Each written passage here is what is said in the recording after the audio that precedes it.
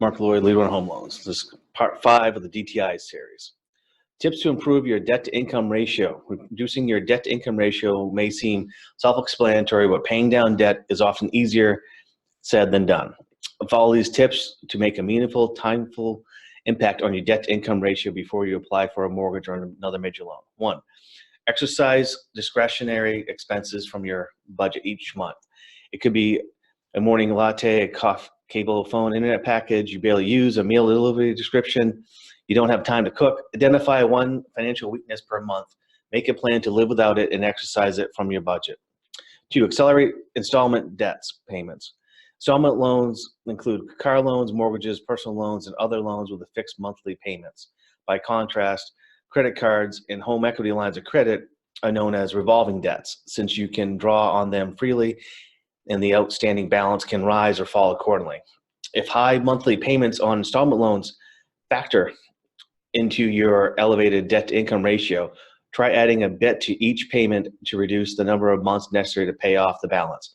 For borrowers primarily concerned about reducing debt-to-income in the short to medium term, this strategy works best with loans approaching payoff. Say a car loan with 24-month payments remaining.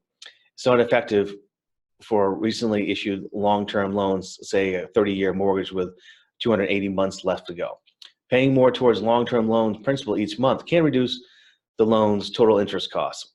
That's good for your long-term financial health, but not directly pertinent to your near-term debt-to-income situation. 3. Pay off credit cards in full each month.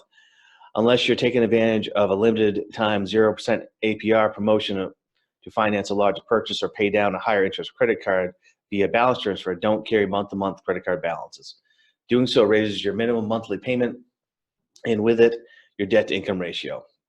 4. Take advantage of balance transfer offers. If your credit is in good shape, you may qualify for a lower APR credit card such as a Chase or Citi or any of those. These cards often come along with a 0% APR balance transfer offers that essentially freeze interest accumulations on transferred high interest debt credit cards, reducing the cost to pay them off. Take advantage of them. 5. Pick up a few hours of freelance. Work each week. Increasing one's income is one of the often easiest ways of decreasing one's debt. If you have marketable skills or talents that transfer well into freelance contracting or consulting marketplace, hang out a digital shingle. Look for jobs on reputable freelance work websites. Postpone large purchases.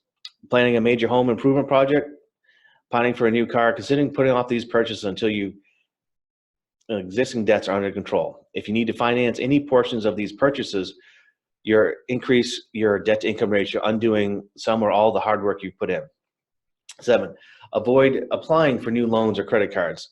Those pre-approved credit card offers are tempting, but they're not good for your debt-to-income ratio. Avoid taking on new debts, especially high-interest loans and lines of credit, until your debt-to-income ratio is under control.